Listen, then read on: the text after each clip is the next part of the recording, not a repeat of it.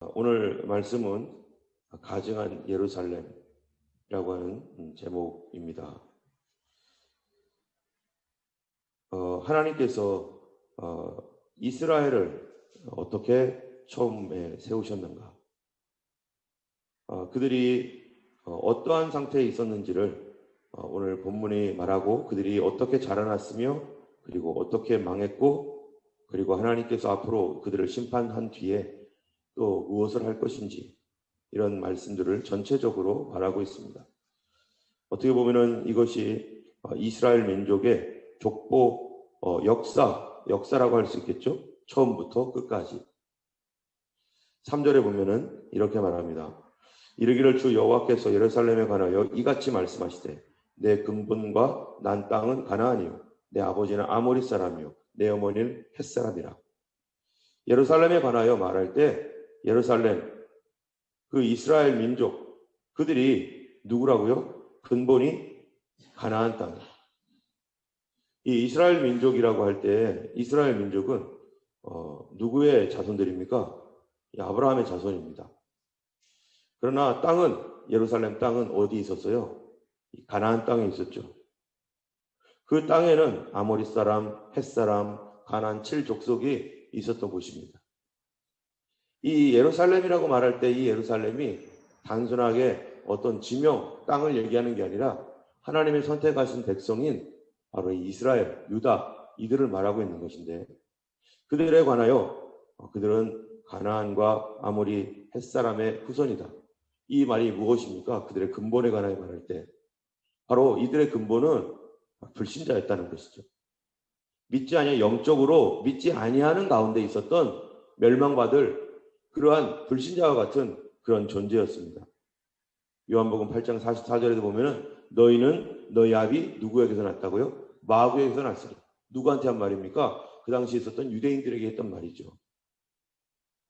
유대인들조차도, 하나님의 백성이라고 하는 유대인들조차도 너희는 너희 아비 마귀에게서 났는데 이방인인 우리들이야 오죽 더하겠어요. 영적으로 보면은 우리는 그때 하나님의 진노의 자녀예요. 우리는 불신한 가운데 있었고 하나님과 원수였고, 그런데 그러한 이 불신앙과 마귀의 자녀와 같았던 바로 이 이스라엘, 그들을 하나님께서 건져서 4절에 보면은 네가 난 것을 말하건대 네가 날 때 내 배꼽줄을 자르지 아니하였고 너를 물로 씻어 정결하게 하지 아니하였고, 마치 버려진 아이와 같은 그러한 상태, 이스라엘 민족이 버려진 상태로 있었죠. 누가 그들을 돌봐줍니까? 다 알아서 커나가고 전투하고 투쟁하면서 싸워나가는 거죠. 그런 그 열국과 강대국들 사이에서 이스라엘은 없어질 수밖에 없는 아주 작은 그러한 곳이었는데, 아무도 돌보는 자가 없었는데 하나님께서 5절에 보면은 너를 어떻게 여겨요? 불쌍히 여겼다는 거예요. 그 수많은 민족들, 수많은 사람들이 있는데 그 중에 하나님이 선택한 사람, 어떤 사람이에요? 불쌍한 사람, 하나님이 불쌍히 본 사람. 예루살렘, 유다, 이 민족도 가나안 사람과 똑같고 헷사람, 아모리 사람처럼 그렇게 도덕적으로나 모든 면에 있어서 정말로 다른 것이 없는 그런 똑같은, 오히려 더한 그런 민족이었는데 하나님의 불쌍히 여김이, 선택이 시작된 것입니다. 우리도 하나님께 불쌍히 여김을 받은 사람이고, 여러분 우리 주변을 보면은 저보다 인격적으로 훌륭한 그런 사람도 얼마나 많습니까? 우리보다 성품과 이 모든 면에서 지혜와 이런 뛰어난 사람 많습니다. 그런데 하나님께서 우리를 불쌍히 여겨 주님 믿게 하시고 하나님 자녀 되게 하신 거죠. 그래서 하나님께서 우리를 불쌍히 여긴 자가 없는 가운데 주님의 불쌍히 여김을 받아서 6절에 보니까 내가 네 곁으로 지날 때 네가 피투성이였고 발짓하였고, 그러면서 한 말이 너는 피투성이라도 살아라. 버려진 아이를, 그 아이를 집안으로 데려와서 키우는 부모님과 같이 하나님께서 버려진 이 민족, 아무도 돌보지 않는 그대로 죽을 수밖에 없는 민족을 데려다가 그를 씻기고 그리고 키워서 어른까지 되게 하고 정말 이제는 시집에 보낼 그러한 장성한 그런 아이가 되게 만들었다는 것입니다. 이 7절, 8절이 그래서 아직도 여전히 벌거벗은 몸이었지만 이 너를 덮어서 벌거벗은 것을 가리고 너에게 맹세하여 언약하여 너를 내게 속하게 하였고 이 말씀대로 이스라엘이 어땠어요? 아브라함 때 정말 극히 미약한 한 가족들이 점점 번성하고 그렇지만은 70명이 어디로 가요? 이집트 땅으로 갔고 아직도 그 속에서 살다가 그만 이 이집트의 엄청난 핍박을 받아가면서 그곳에서 번성했죠. 그래서 한 국민을 이루었고 그 국민들이 나와서 하나님의 말씀의 법도를 받았고 그래서 하나님의 법도를 받은 백성들 법까지 생기고 그리고 그들에게 가나안 땅을 선물로 주기 위해서 이제 뭐를 만들어요? 그들을 군대로 만들어서 이 가나안 땅으로 가게 하는 그 과정이 바로 오늘 7절, 8절에 이렇게 쭉 그냥 이 비유적으로 이렇게 나와 있는 것입니다. 여러분, 우리의 신앙도 마찬가지예요.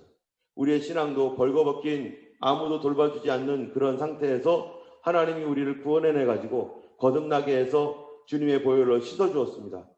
회개하고 주님의 보혈로 씻어준 다음에 그 다음 하나님이 하시는 일이 뭘까요? 그 다음 하는 게요. 우리 성경 공부를 통해서 내 마음에 십계명을 하나님께서 이스라엘에게 돌판에다가 새겨줘서 시내산에서 주었듯이 내 마음에 하나님의 법도를 딱 세워놓는 거예요. 하나님의 법도가 세워진 다음에 하나님께서 우리에게 무엇을 줄까요? 그 다음에는요. 하나님 법도가 세워지면 이스라엘의 시내산에서 십계명을 받은 뒤에 그 다음에 그들에게 가나안 땅으로 갈 때 어떻게 가게 했는가? 그들을요 군대가 되어 가게 했어요. 군대가 되게. 그래서 이제 그리스도인들은 거듭난 성도는 그 다음에는 뭐가 돼야 됩니까? 거듭난 성도에서 맞춰지는 게 아니라 그리스도의 군사로 훈련받아야 되죠. 근데 훈련받기를 싫어하면 어떻게 될까요? 광야를 헤맵니다. 하나님의 훈련 가운데 기꺼이 들어가서 주님 앞에 순종하는 훈련. 그런데 이스라엘은 이 순종하는 훈련을 광야에서 40년간을 하게 되었어요. 한 번의 불순종 때문에. 그런데 그런 과정 가운데 그들이 훈련 속에서 어디로 들어가요? 가나안 땅 들어가서 그 훈련된 그들이 가나안과 전쟁을 하는 거죠. 하나님의 강력한 도우심으로 가나안 땅을 다 정복하고 그 땅을 이스라엘에게 줍니다. 이스라엘에게 주면서 이미 하나님께서 주신 신명기의 말씀을 통해서 그 땅에 들어가서 너희들 이렇게 살아라. 레위기 말씀을 통해서 그 땅 백성들 그랬으니까 저렇게 살지 말고 이렇게 살아라 해서 하나님의 법도를 다시 세워주죠. 그래서 하나님의 법도를 세워줬는데 그래서 그로 말미암아 그들이 번성하고 너무너무 잘 되는 거죠. 그래서 9절부터 보면은 수놓은 옷을 입히고 물돼지 가죽신을 신기고 가는 배로 두르고 모시로 덮이고 폐물을 걸고 코골이 해주고 13절에 보니까 은으로 금으로 장식해주고 또 고운 밀가루 꿀 황후의 지위까지 올리고 점점점 자라면서요. 여러분 우리가 그러면서 하나님께서 하신 일이 뭔가? 이스라엘을 자기의 신부 삼았다는 거예요. 우리가 예수님을 영접하고 구원받았을 때 우리는 버려진 사람과 같은 우리를 예수의 피로 씻기고 그리고 거듭나게 해서 우리를 뭐로 삼은 거예요? 우리와 정혼하잖아요. 약혼을 하잖아요. 그리고 주님 오실 때 이제 결혼식에 들어가는 거잖아요. 어린 양의 혼인잔치. 우리는 그리스도의 신부인 것처럼 이스라엘은 주님의 아내와 같은 존재라는 거죠. 하나님의 아내와 같은. 그래서 정혼한 처녀와 같이 그들은 깨끗하고 순결한 그러한 신부로서의 지위를 하나님이 허락하셨습니다. 그런데 15절에 보면은 이렇게 하나님께서 아름다운 지위를 주셨음에도 불구하고 15절에 네가 네 화려함을 믿고 네 명성을 갖고 행음하되 지나가는 모든 자와 더불어 음란을 많이 행함으로 내 몸이 그들의 것이 되었도다. 이게 결정적으로 언제 시작되었습니까? 이게 바로 솔로몬 때입니다. 솔로몬 시절에 하나님이 얼마나 그 땅을 영화롭게 하고 모든 민족이 그 솔로몬에게 와가지고 그의 지혜를 들으려고 찾아오고, 이스라엘은 그 주변 국가의 가장 고귀한 존귀한 나라, 이 지혜로운 나라구나, 여기는 과연 지혜로운 나라구나, 우리가 보러 가자, 그 나라가 도대체 어떻게 사는지 우리가 보러 가자. 그 당시에는 백향목 나무를 들의 뽕나무처럼 여기고 은금이 가득한 그 땅, 이스라엘을 그렇게 영화롭게 해줬건만 솔로몬이 성전산 바로 앞에다가 뭐를 합니까? 온갖 우상 산당들을 다 만들어 놓고 거기 가서 넙죽넙죽 절하는 이런 음행을 솔로몬 때부터 저질렀죠. 이런 일을 꾸준하게 해온 것입니다. 특별히 어디까지 가게 되었는가? 하나님께서 주신 17절에 보면은 내가 내게 준 금, 은 장식품으로 너를 위하여 남자 우상을 만들어 행음하며, 하나님 주신 부와 귀, 재물을 가지고 그걸 가지고 뭐를 해요? 우상 숭배하는 데 사용한다는 거예요. 하나님이 주셨는데. 여러분, 출애굽 당시 어떤 일이 있었습니까? 이집트를 탈출할 때 이집트 백성들에게 뭐를 받았죠? 온갖 각종 보석과 보물 다 받아가지고 와가지고, 이거 지금 뭐 하라고 하나님께서 그들에게 이 보석을 준 겁니까? 나중에 이걸 가지고 성전을 지을 거예요. 그런데 그들이 이 보물을 가지고 와가지고 성전 짓기 전에 뭐부터 지었어요, 이들이? 송아지 우상 만들어가지고, 아피스 우상. 송아지 우상 만들어 놓고 거기다 금으로 치장해 놓고 거기다가 춤추면서 우리를 구한 여호와 하나님이 바로 이 송아지다 하면서 얼마나 뛰어놀면서 뭘 가지고요? 하나님께서 그들에게 은혜로 베푸신 은과 금을 가지고 탐심의 우상을 만들어서 우상 숭배하는 이 나라가 되어버린 거죠. 그리고 하나님께서 그들을 강력하게 칠 수 있었는데 모세가 그 사이에 들어가가지고 하나님 제발 용서해달라고, 아니면 나를 죽이시라고, 이 모세의 중보를 통해서 이스라엘을 하나님께서 다시 긍휼히 여기시고 그들과 언약을 맺으신 것입니다. 그랬더니 이스라엘. 그런데 솔로몬 때 그 엄청난 부귀영화, 하나님께서 성전도 지어주시고 엄청난 부귀영화를 가지고 있었는데 잘 되니까 그들이 마음이 변한 것이죠. 정말 지난번 우리 유현 목사님 설교 가운데 주셨던 말씀처럼 힘들고 어려운 것만 시험이 아니라 더 큰 시험은 언제예요? 잘 될 때 시험이죠. 잘 될 때. 내가 이름이 생기고 잘 나가고 편안하고 어째 조용하고 안정되고 모든 것이 풀리고 이럴 때 가장 위험한 시간입니다. 이럴 때 어떤 시간이에요? 행음할 수 있는 시간, 음란할 수 있는 시간, 하나님의 마음을 저버리고 내 마음대로 살아갈 수 있는 가장 유혹이 강력한 시간.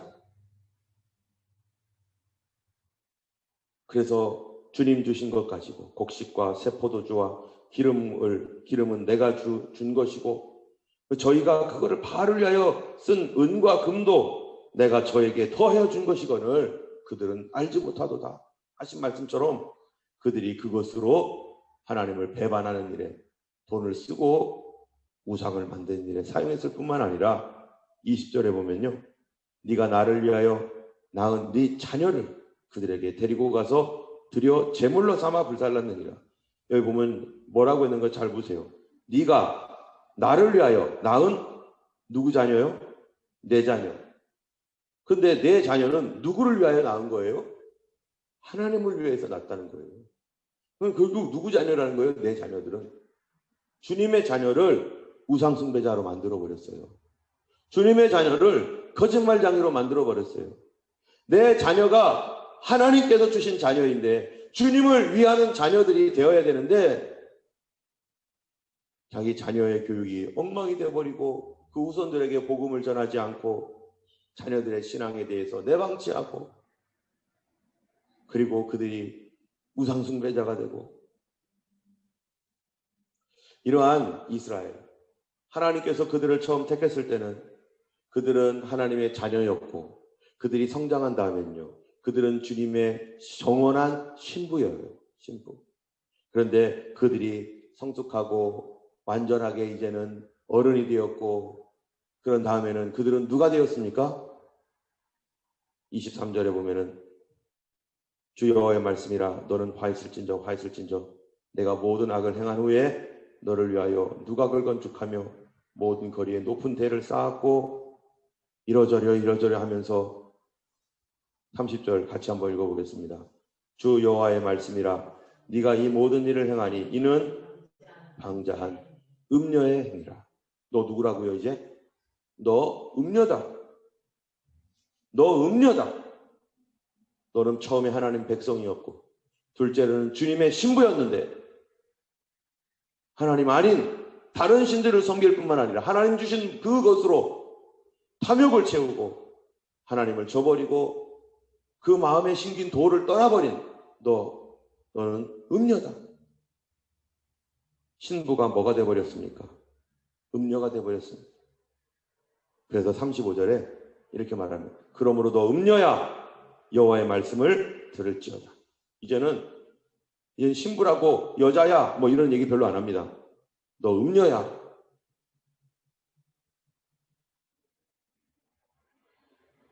(43절에) 보면요, 내가 네가 어렸을 때를 기억하지 아니하고 이 모든 일로 나를 분노하게 하였은즉 내가 네 행위로 내 머리에 고응하리니 네가 이 음란한 내 모든 가증한 일을 다시는 행하지 아니하리라.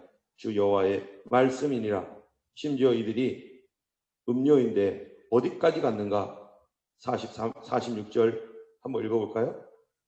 같이 읽겠습니다. 내 형은 그 딸들과 함께 내 왼쪽에 거주하는 사마리아요, 내 아우는 그들과 함께 내 오른쪽에 거주하는 소돔이라. 네가 그들의 행위대로만 행하지 아니하며 그 가증한 대로만 행하지 아니하고 그것을 적게 여겨서 내 모든 행위가 그보다 더욱 부패하였도다. 이 이스라엘 이들은요, 소돔과 고모라와 같은 그러한 지위까지, 그들보다 오히려 더 못한 그런 상태까지 내려가 버렸습니다. 이 음녀가 원래는 누구였다고요? 신부였다고요.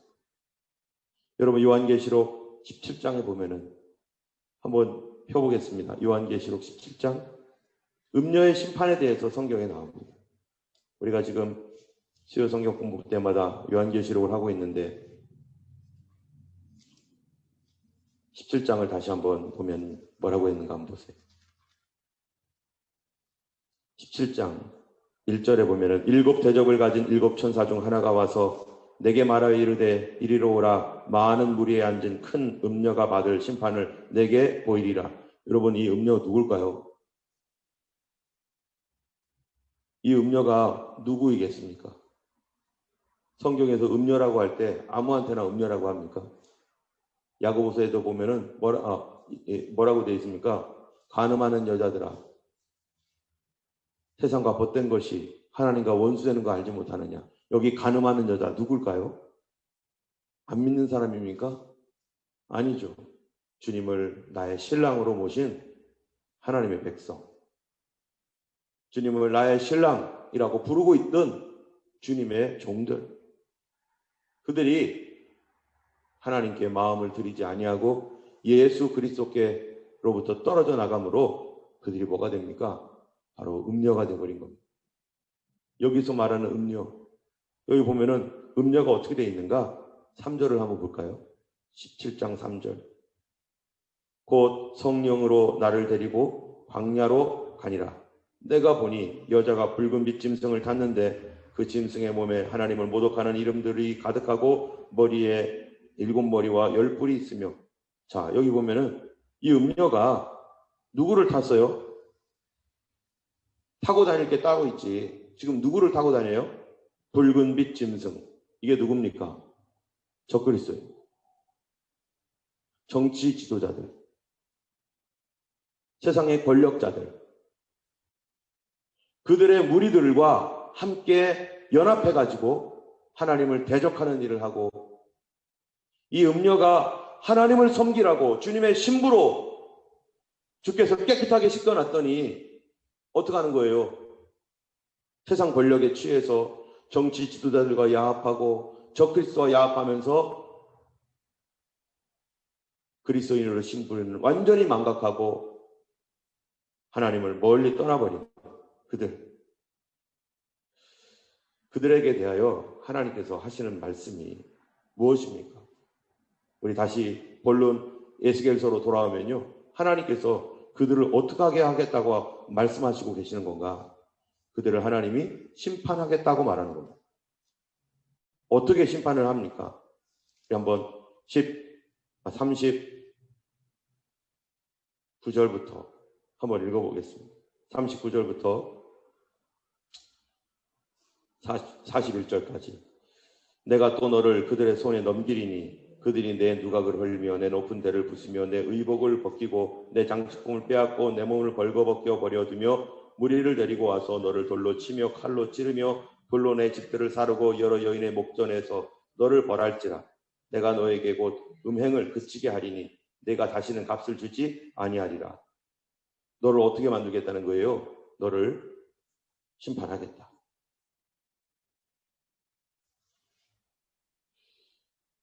아까 얘기했던 이 요한계시록 17장 16절에 보면은 그 음료의 심판에 대해서 성경에 이렇게 말합니다. 내가 본 바 이 열불과 짐승은 음료를 미워하여 망하게 하고 벌거벗게 하고 그의 살을 먹고 불로 아주 사르리라. 이게 마지막 음료가 받을 심판이었는데 그게 뭐였냐면은 정치 지도자들, 세상의 정치 권력과 함께 야합해서 종교 권력이 거기에 붙어서 그들이 원하는 대로 그들이 하나님을 모독하는 사람들이고 하나님을 대적하는 사람임에도 불구하고 그것들을 같이 뭐 해줘요? 이 지지해주면서 자기의 권력 그거를 유지하기 위해서 하나님 말씀을 완전히 버려버리고 그들을 따라가지고 그들을 지지해주는 그들이 어떻게 되느냐? 마지막에 요한계시록에서는요, 그 정치 권력을 갖고 있는 사람들이 이 음료, 종교 지도자들, 이 그리스도인으로서 하나님을 저버린 이 사람들, 그들과 야합해서 좋았죠. 그런데 불화가 일어나서 그들을 벌거벗기고 먹고 불로 사르기까지 부숴버린다는 것입니다. 마지막 시대에 바로 짐승에게 경배하고 세상 권력과 야합해서 하나님 말씀보다 세상을 따라가는 그러한 믿는 사람들이 이렇게 멸망받을 것이다. 그런데 성경에서는요, 그들이 누구인가? 오늘 본문에 보면은 여기에 음녀야 라고 했던 음녀가 누구라고 되어 있냐면은 예루살렘이라고 말하고 있어요. 예루살렘. 그런데 요한계시록에 보면은 뭐라고 되어 있냐면은 요한계시록 11장을 여러분 한번 읽어보시겠어요? 요한계시록 11장. 요한계시록 11장에 이 예루살렘이 오늘 44절부터 52절까지는 또 뭐라고 되어 있냐면은 59절까지 그들이 바로 누구와 같다고요? 소돔과 같다. 그리고 이스라엘의 근본이 뭐라고 했습니까? 가나안 땅이다. 그들이 거기서 무엇을 했는가? 이 요한계시록에서 음녀가 했던 일이 뭐냐면은 그 음녀가 수많은 그리스도인들을 죽이고 멸망시켰어요. 자, 11장 몇 절이냐면은 8절 말씀입니다. 7절, 8절 같이 한번 읽어보겠습니다. 시작. 그들이 그 정언을 마칠 때 무정에로부터 올라오는 짐승이 그들과 더불어 전쟁을 일으켜 그들을 이기고 그들을 죽일 터인즉 그들의 십체가 큰 성 길에 있으리니 그 성은 영적으로 하면 소돔이라고도 하고 애굽이라고도 하니 곧 그들이 주께서 십자가에 못 박이신 곳이라. 예수님 하나님께서 이스라엘에 대해서 뭐라고까지 불렀냐면 너 소돔아, 너 고모라야, 그렇게 이스라엘을 불렀어요. 그런데 그 성이 어디 성이겠어요? 예루살렘 성이죠. 주께서 십자가에 못 박힌 곳. 그런데 그 성이 소돔이라고 하고 또는 애굽이라고도 하는 성이다. 근데 17장을 보면요. 또 다시 한번 넘겨보세요. 17장에.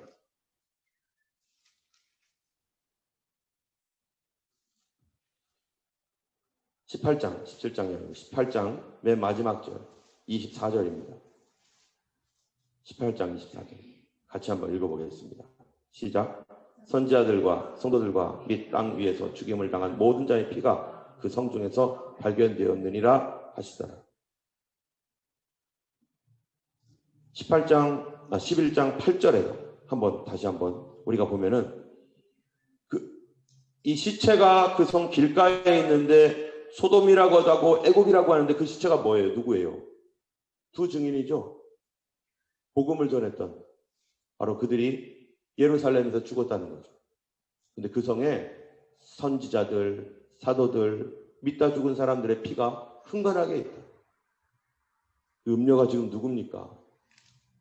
전혀 하나님을 모르는 사람들이 아니라 하나님을 알고 있지만 뭐한 사람들이에요? 마음 바꾼 사람들이에요. 하나님 앞에서 떠나서 그들의 마음을 세상으로 돌려버리고, 그러나 그들이 가지고 있는 힘과 종교적 권력은 여전히 가지고 있으면서 믿는다는 이름만 있으면서 주님을 떠나버린 사람, 그게 다 음녀입니다. 오늘 우리가 생각해 볼 거는 나는 누군가? 나는 지금 주님 앞에 거룩한 신부로 살아가고 있는가? 아니면 주님이 보실 때 점점점 음녀의 길로 걸어가고 있는가? 점점점 소돔성으로 가고 있는가? 아니면 거룩한 신부로 살아가고 있는가? 이스라엘은 하나님의 신부였지만 결국 마음 바꿔서 음녀가 되었습니다. 우리는 성경에서 예수 그리스도의 신부라고 말하는데, 만약 교회가 마음 바꾸고 주님 이외에 다른 것을 섬기며 주님 이외에 다른 주를 인정해주고 예수 이외에 다른 구원을 인정해준다면 그것이 바로 음녀입니다. 안 믿는 사람이 아니라 아예 음녀, 소돔.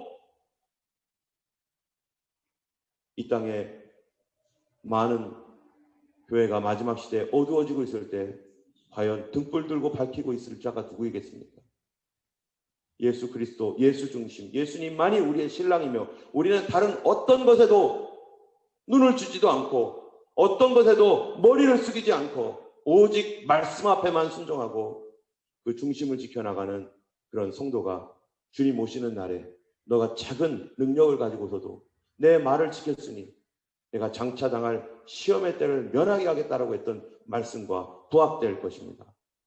우리가 하나님 말씀 지키며 오늘도 나 자신을 돌아보고 내가 음녀의 길로 가고 있지 않는지, 내가 세상에 말하고 있는 수많은 뉴스와 수많은 세속적인 그런 말들에 현혹되어서 그래도 되겠지 뭐, 저쪽도 다 그러는데 우리만 왜 이러지?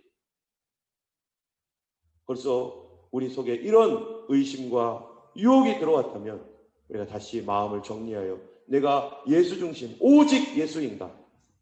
오직 예수인가? 아니면 예수님도 되는 건가? 우리의 신앙은 오직 예수여야 될 것입니다. 예수님만이 나의 신랑이고 예수님만이 나를 구원하셨고 예수님의 피값으로 우리가 살게 되었습니다. 오늘 이 시간에 우리 함께 기도하기 원합니다. 우리 주님, 예수님만 사랑하게 하여 주옵소서. 예수 위에 다른 것에 우리의 마음을 돌리거나 아버지 하나님 내 마음을 다른 세상 물질이나 다른 것에 마음을 줬다면 주여 마지막 익은 곡식을 거두러 오시는 주님 앞에 내가 서지 못할 것입니다. 주님께서 오실 날이 가까웠는데 이제 나 자신을 붙들고 나 자신만을 위해서 살아가는 인생이 아니라 이제는 뭐하는 인생이 되어야 돼요? 마지막 때는요, 주님을 위해서 일할 수 있는 사람으로 바뀌어야 될 것입니다. 우리를 주님 더 훈련시키셔서 마지막 때 정말로 죽어가는 영혼들을 살릴 수 있는 사람으로 더 나가게 하시고 신부에서 군사로 나갈 수 있는, 일꾼으로 나갈 수 있는 우리가 되기를 주님의 이름으로 축원합니다. 우리 함께 찬송가